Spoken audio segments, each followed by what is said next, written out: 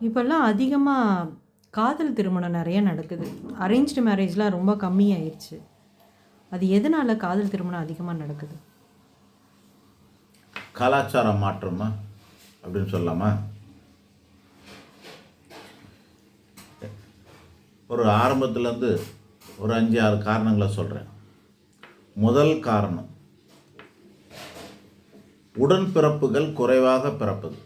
அதாவது நம்மெல்லாம் பேசும்போது சொல்லுவோம்ல, நீங்களாம் அக்கா தங்கச்சிகளோட பிறக்கலையா, நீங்களாம் அண்ணன் தம்பியோட பிறக்கலையான்னு தான் பேசுவாங்க தெரியுமா? பழைய காலத்து படத்துலலாம் நிறைய டைலாக் பார்க்கலாம். இந்த காலத்தில் அந்த மாதிரி டைலாக்லாம் எழுதுறது இல்லை யாரும்.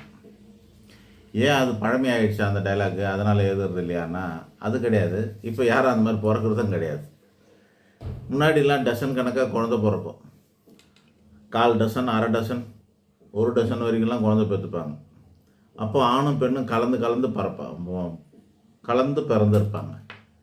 இடவசதி அப்படின்னும் போது ரொம்ப சின்ன வீடுகளாக இருக்கும். ஒரே ஒரு 10 அடி ஹாலில் பாயை போட்டு 5 பேர் ஒன்றா படுப்பாங்க, பக்கத்தில் படுப்பாங்க. அதில் இந்த மாதிரி சேர்ந்து வளருது, ஆணும் பெண்ணும் சேர்ந்து வளர தன்மை இருந்தது. சிறு வயசுலேருந்தே ஒன்றா கூடி வளர்ந்துவாங்க. அதனால் என்ன ஆகும்னா, ஸ்பரிசம் கிடைக்கும், தொட்டு பேசுவாங்க, பழகுவாங்க. ஆணு பெண்ணுங்களுடைய உணர்வுகள்லாம் தெரிஞ்சிக்க முடியும். ஆணோட உணர்வை பெண்ணும், பெண்ணோட உணர்வு ஆணும். அக்கா தங்கச்சியோட உணர்வு அண்ணன் தம்பி தெரிஞ்சுப்பாங்க, அண்ணன் தம்பியோட உணர்வை அக்கா தங்கச்சிங்க தெரிஞ்சுப்பாங்க. இப்படிலாம் சேர்ந்து இருக்கும். அப்படி இருக்கிறதுனால என்ன ஆகும்னா, இடம் பொருள் ஏவல் தெரிஞ்சிருக்கும். அந்த குழந்தைங்களுக்கெல்லாம் இடம் பொருள் ஏவல் தெரிஞ்சிருக்கும். அதனால் தன்னோட உணர்வுகள் எல்லாம் கண்ட்ரோல்டு ரிலீஸ்ன்னு சொல்கிற மாதிரி எந்தெந்த இடத்துல எப்படி பழகணும்னு நல்லா தெரியும். சொந்தக்காரங்களை, அண்ணன் தம்பி அக்கா தங்கச்சி முறைகளில் எப்படி பழகணும், முறையான முறை பொண்ணு, முறை மாப்பிள்ளை, முறை மாமன் இப்படிலாம் சொல்கிறாங்களே.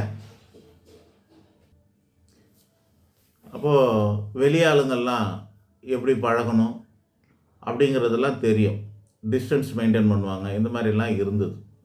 இதுதான் கூட பிறப்புகள், உடன்பிறப்புகள் இப்போ குறைஞ்சி போன காரணத்தினால ஒரே ஒரு பிள்ளையாக பிறக்குது. அந்த பிள்ளை செவல குழந்தையாட்டம் வளருது, கைப்பிள்ளையாட்டம் வளருது. 2 ஆணாக இருக்குது அல்லது 2 பெண்ணாக இருக்குது. அபூர்வமாக தான் ஒரு ஆண் ஒரு பெண்ணே பிறக்குது. இன்னும் போகிற காலத்துலலாம் தாய்மாமன், முறமாமன் அதெல்லாம் இல்லாமல் போயிடும்.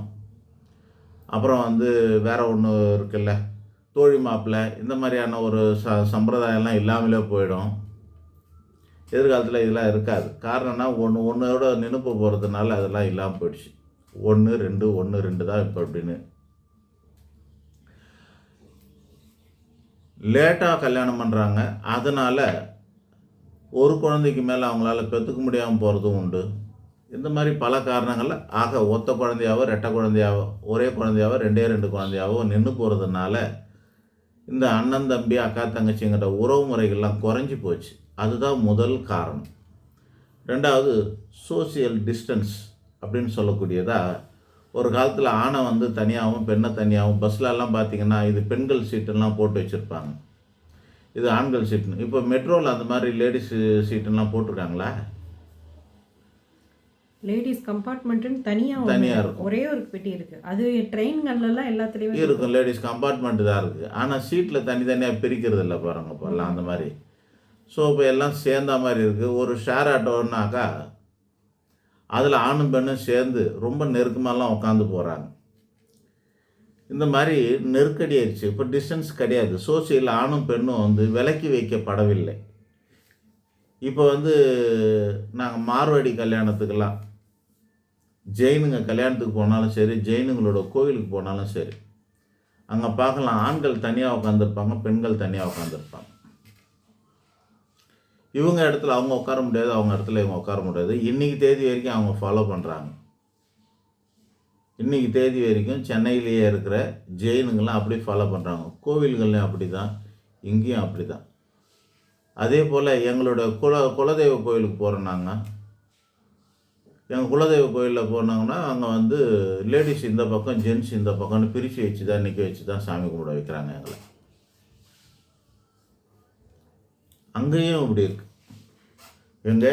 நம்ம கிராமங்களில் குலதெய்வ கோயிலில், எங்கள் கோயிலில், மற்ற கோயிலில் அப்படி தெரியல, எங்கள் கோயிலில் லேடிஸ் ஒரு பக்கம் ஜென்ஸ் ஒரு பக்கமாக பிரித்து வைக்கிறாங்க. ஆனால் மற்ற இடங்கள்லாம் அப்படி கிடையாது. எல்லா இடத்துலையும் கலந்துருச்சு. இந்த ஆணு பெண்ணுங்கிற சமூகத்தில் ஆண் சமூகம் பெண் சமூகம்னு இப்போ கலந்து இருக்குது. டிஸ்டன்ஸ் மெயின்டைன் பண்ணுறதில்ல, குறைஞ்சி போச்சு. அது ஒரு காரணமாக இருக்குது. ரெண்டாவது, டெக்னாலஜி இம்ப்ரூவ்மெண்ட், அறிவியல் வளர்ச்சி. இப்போ நமக்கு உள்ளங்கையில் வந்து உலகம் உலகத்துது. ஒரு ஜிபி 250 ரூபா கொடுத்தாக்கா ஒரு ஜிபி கிடைக்கிது, டெய்லி ஒரு ஜிபி. அந்த ஒரு ஜிபியில் அந்த இன்டர்நெட்டு உலகத்தில் நடக்கிற மொத்த சம்பவம் நம்ம கையில் வந்து வளர்த்துது இன்டர்நெட். அதனால் என்ன ஆகுதுன்னா, இன்டர்நெட் மூலியமாக நிறைய விஷயங்கள் சர்வசாதாரணமாக கிடைக்கிறது. அதில் வந்து எல்லா விதமான அறிவு வளர்கிற மாதிரி எல்லா விதமான உணர்வுகளும் வளருதுன்னு நாகரிகமாக சொல்லலாமா, அல்லது உணர்வுகள் தூண்டப்படுதுன்னு சொல்லலாம். எல்லா விதமான அறிவுகள் வளருது, எல்லாத்துக்கும் வழிகால்கள் இருக்கிறது. எதை தெரிஞ்சுக்கணும், சமையல் பண்ணணுமா பார்த்துக்கிறோம்.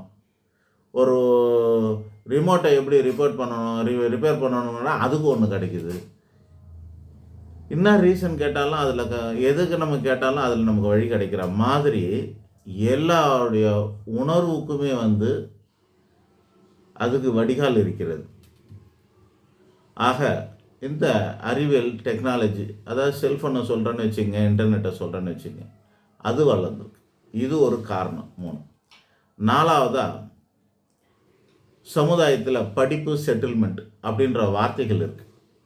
நல்லா படிக்கணும், அதுக்கப்புறம் செட்டில் ஆகணும், அதுக்கப்புறம் கல்யாணம் பண்ணணும். என்ன ஸ்டேஜ், எத்தனை ஸ்டேஜ் இருக்குது? 1 நல்லா படிக்கணும், 2வது நல்ல வேலை செட்டில் ஆகணும், 3வது தான் கல்யாணம் பண்ணணும். முந்தி அப்படி கிடையாது. படிப்பு இருக்குதோ இல்லையோ முதல்ல கல்யாணம் பண்ணணுன்ட்டு கல்யாணம் பண்ணி விட்டுருவாங்க. படிப்பு வேலை எல்லாம் எல்லாமே அடுத்ததாக தான் இருந்தது. கல்யாணம் முதல்ல இருந்தது. இப்போ கல்யாணம் வந்து தள்ளி போட்டாச்சு, 3வது இடத்துக்கு போச்சு. அப்படி 3வது இடத்துக்கு போனதுனால என்ன ஆயிடுச்சுன்னா, 18 வயசு சட்டம் அனுமதிக்குது கல்யாணத்துக்கு. அப்படின்னா 18 வயசுங்கிறது என்ன, அது +2 தான் முடிச்சிருப்பாங்க. ஆனால் +2 முடிச்சுட்டு கல்யாணம் பண்ணுறவங்க எத்தனை பேர் இருக்கிறாங்க? கிராமம்லாம் கூட நடக்கிறது இல்லை. ஒரு டிகிரி வாங்குறாங்க, 18-3 ஒரு ஆர்ட்ஸ் டிகிரி வாங்கணும், பிகாம் பிஏ அப்படிங்கிற மாதிரி ஒரு ஆர்ட்ஸ் டிகிரி வாங்கணுன்னா கூட 3 வருஷம் ஆகுது. 18-3 21 வயசு ஆகிடுது. கரெக்டாக? என்ஜினியரிங் டிகிரி வேணுன்னா 4 வருஷம் ஆயிடுச்சு, 22 வயசு ஆகிடுது. டாக்டர் டிகிரி வாங்கணுன்னா 26 வயசு ஆகிடுது. ஸோ ஒரு படிப்பை முடிச்சிடுறோம். அதுக்கப்புறமா கொஞ்ச நாளாக வந்து பொண்ணை தேடுறதுக்கோ மாப்பிள்ளை தேடுறதுக்கோ அல்லது வேலை தேடுறதுக்கோ அதுக்கு 1லேருந்து 3 வருஷம் எடுத்துக்கிறாங்க. ஆக எல்லாமே லேட் மேரேஜே ஆகிடுச்சு. இப்போ ஆவரேஜ் வயசு 25 ஆகிடுச்சு.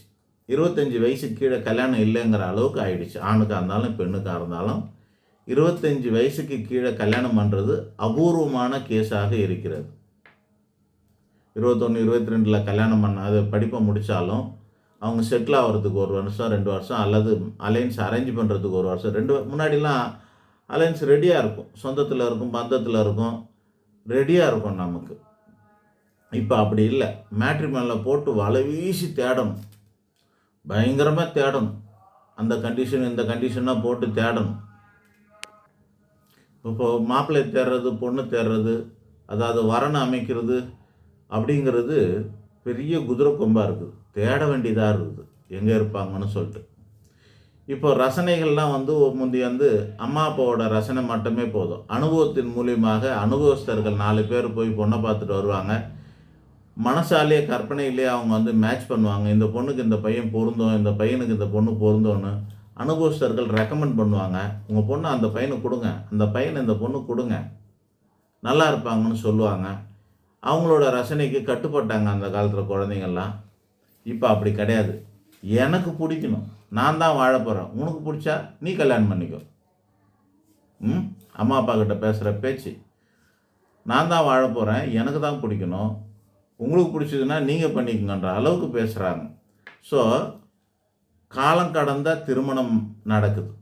அப்போ அதனால் என்ன, அப்போது அதுக்கும் காதலுக்கும் என்ன சம்மந்தம் அப்படின்னாக்கா, நீங்கள் எல்லாம் தள்ளி போடுங்க, எல்லாம் இப்படி இந்த மாதிரி நான் சொன்ன காரணங்களாலாம் எல்லாம் தள்ளி வந்துருச்சுங்க. ஓகே, லேட் மேரேஜ் நடக்குது.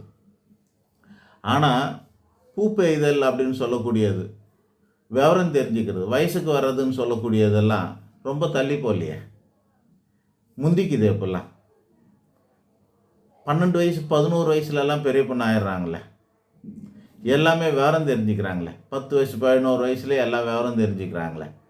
ஸோ விவரம் தெரிஞ்ச ஒருவர் அல்லது உடல் ரீதியாக அடுத்த நிலையை அடைஞ்ச ஒருவர்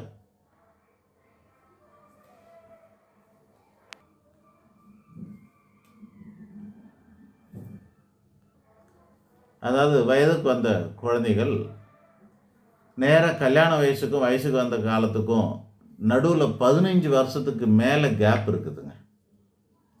டீனேஜுங்கிற வாழ்க்கையெல்லாம் முடிஞ்சு போகுது. டீனேஜுங்கிறது என்ன சொல்கிறாங்க, 12லேருந்து 19 வரைக்கும் தானேங்க டீனேஜு. அந்த காலம்லாம் முடிஞ்சதுக்கப்புறம் டீனேஜ் வாழ்க்கைங்கிறது முடிஞ்சு போகுது. அதாவது நம்ம அந்த காலத்தில் பருவங்கள் 7 ஆணுக்கு பெண்ணுக்கெல்லாம் பிரிப்பாங்க. பேதை, பெதுமை, மங்கை, மடந்தை, அறிவை, தெளிவை, பேரிளம்பெண் அப்படின்னு 7 வகையாக பிரிப்பாங்க.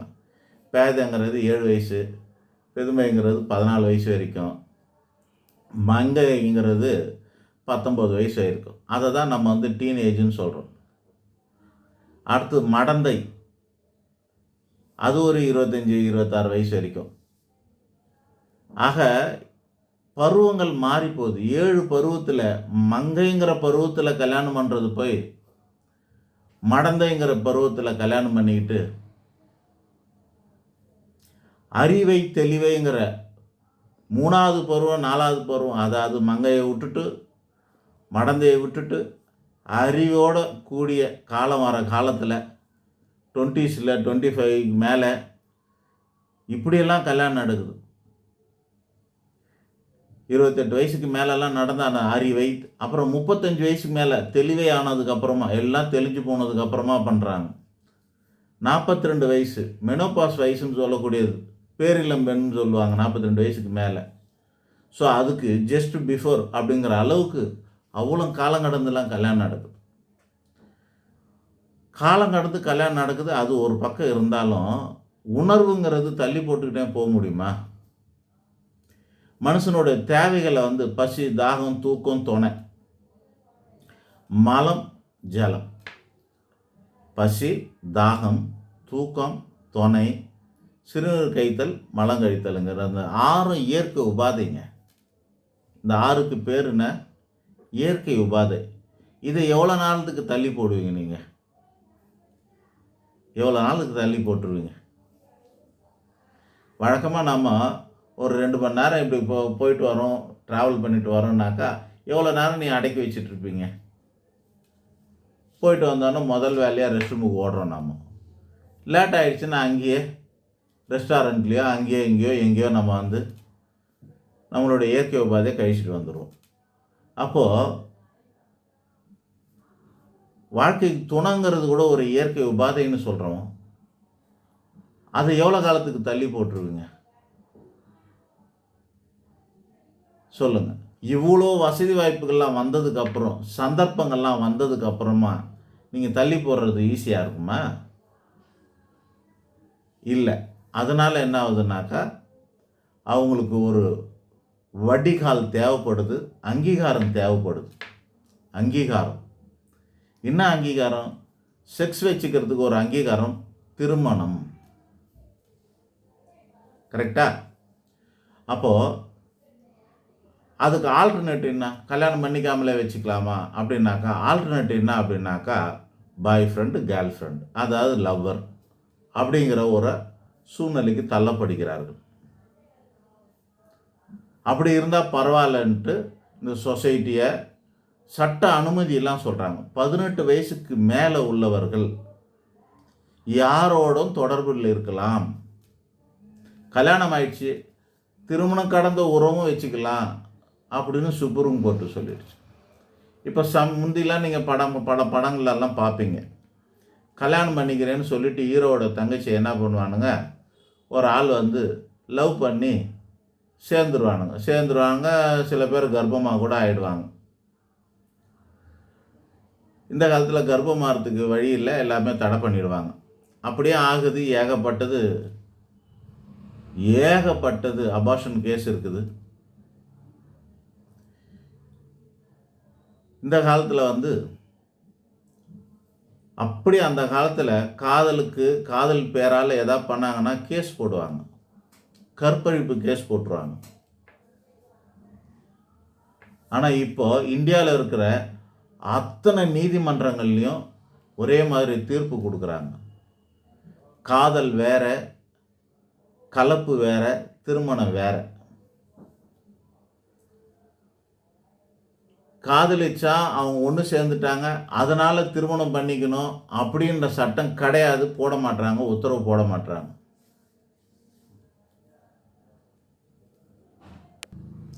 இந்தியாவில் இருக்கிற அத்தனை உயர் நீதிமன்றங்களையும் சொல்கிறாங்க, இனிமேல் அந்த கேஸெல்லாம் போட முடியாது.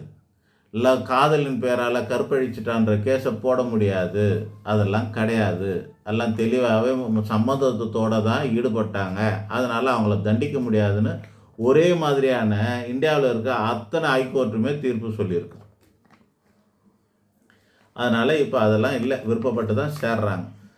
ஸோ திருமண காலம் கடந்து லேட்டாக ஆகுது, ஆனால் உடல் தேவை சீக்கிரமாகவே எப்பவும் போல் அப்படியே தான் இருக்குது. உடல் தேவைங்கிறது எப்பவும் போல் அப்படியே தான் இருக்குது. அதை தூண்டக்கூடிய வழிமுறைகள்ங்கிறது நிறைய அறிவியல் மூலியமாகவும் சொசைட்டி மூலியமாகவும் இருக்குது. சந்தர்ப்பங்கள் நிறைய கிடைக்குது. முந்தைய காலத்துலலாம் வந்து சரௌண்டிங்கில் இருக்கிற அல்லது ஒரு ஊருக்குள்ளே இருக்க அத்தனை பேருக்கும் இன்னாரோட பையன் அவன், இன்னாரோட பொண்ணு அவன்னு தெரியும். யாராவது 2 பேர் பேசிக்கிட்டு இருந்தால் இன்னாரோட பையனும் இன்னாரோட பொண்ணும் பேசின்னு இருந்தாங்கன்னு சொல்லிடுவாங்க. இப்போ அப்படிலாம் தெரியாது. எதிர்க்கு இருக்க அப்பார்ட்மெண்ட்டில் எதிர் வீட்டில் இருக்கிறவங்களுக்கே தெரியாது. ஒரு காலத்தில் க்ளோஸ்டு டோர் அப்படின்னாக்கா ஆள் இல்லாதப்போ போட்டுவாங்க, கதவு சாத்திட்டு இருப்பாங்க. இப்போ வந்து க்ளோஸ் பண்ண மாட்டாங்க. சாதாரணமாக பகலில் வீடை க்ளோஸ் பண்ண மாட்டாங்க, டோர் மூட மாட்டாங்க. பகலில் வீட்டில் டோர் மூடுறது ஒரு தவறான காரியமாக ஒரு காலத்தில் இருந்தது. ஆனால் இன்றைக்கி காலம் மாறி போயிடுச்சு, அவசியம் ஏற்பட்டுச்சு, பாதுகாப்பு, ப்ரைவேசி எல்லாமே ஏற்பட்டுடுச்சு. இங்கே இருக்கிற சத்தம் அங்கே கேட்கக்கூடாது, இங்கே சாமி கும்பிட்றோம் பெல் அடிக்கிற சத்தம் எதிர்க்கு அப்பார்ட்மெண்ட்டில் இருக்கிறவங்க கேட்கக்கூடாது, அதனால் இதுவாக இருக்குது. அப்போ என்ன பண்ணுறது, கதவு சாத்திக்கிறாங்க. வாசல் கதவு சாத்தி வச்சுட்டே தான் நம்ம இப்போ சாமியே கும்பிட்றோம். வாசல் கதவை திறந்து வச்சு சாமி கும்பிட்ற கூட முடிய மாட்டேங்குது இப்போல்லாம். அந்த மாதிரி அப்பார்ட்மெண்ட்டு காலம் ஆயிடுச்சு. அப்போ வீட்டுக்குள்ளே யாராவது வராங்க, ஃப்ரெண்டு வராங்க, ஆளே இல்லைனாக்கா வீட்டில் யாராவது தைரியமாக வர வைக்கிறாங்க. எங்கள் வீட்டில் ஆள் இல்லைங்க, எத்தனை படத்தில் ஒரே டைலாக் வரும், நீங்கள் பார்த்துருக்கலாம். எங்கள் அம்மா அப்பாலாம் திருப்பதிக்கு போயிருக்கிறாங்க, ஆள் இல்லை, நீ வீட்டுக்கு வா, கூப்பிடுவாங்க. ஃப்ரெண்டுங்களுக்கு எங்கள் அம்மா அப்பாலாம் வீட்டுக்கு போயிட்டாங்க, ஆள் இல்லையா, என் ஃப்ரெண்டோட வீட்டில் ஆள் இல்லையா, அவனோட அப்பார்ட்மெண்ட்டு காலியாக இருக்குதான், உடனே சாவி வாங்கிக்கணும் வா அப்படின்னு ஓடுறாங்க. சந்தர்ப்பம் அவ்வளோ கிடைக்குது. இதுதான் காதல் திருமணத்துக்கான காரணம். உடல் தேவை தான் காதல் திருமணம். தன்னுடைய கல்யாணத்தை உடனே பண்ணிக்க முடியாத சமூக கட்டுப்பாட்டில் மாட்டிக்கிட்டோம். அதனால் காதல் பண்ணாக்கா அங்கீகாரம் கிடைக்கும். லவ் பண்ணுறவங்க எப்படியும் இருந்துக்கலான்னு ஒரு அங்கீகாரம். 80ஸ்லலாம் லவ் மேரேஜ் நடந்தது.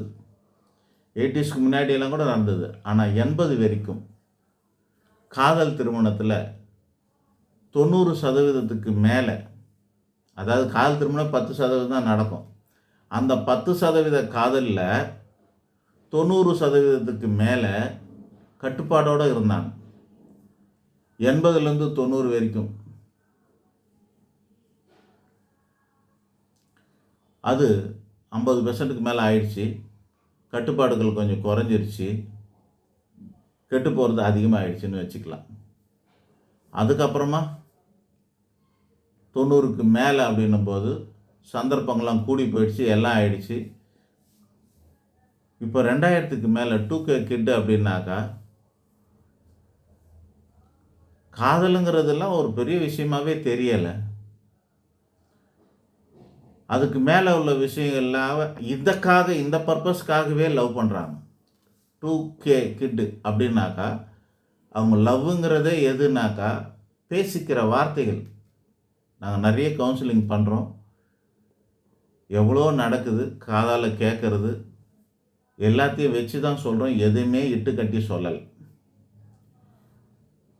+2ல படிக்கிற பசங்களோ அல்லது ஃபஸ்ட் இயர் காலேஜ் நுழைஞ்ச உடனே கமிட்டடா இந்த வார்த்தை, சிங்கிளா இந்த வார்த்தை, அதுக்கு பின்னாடி சொல்கிறாங்க பாருங்கள், வாழ்ந்தோன்னு சொல்லுவாங்க. அதை போய் நான் 3 வருஷமாக வாழ்ந்தேன், அதான் லவ் பண்ணதை போய் வாழ்ந்தேன்னு சொல்கிறாங்க.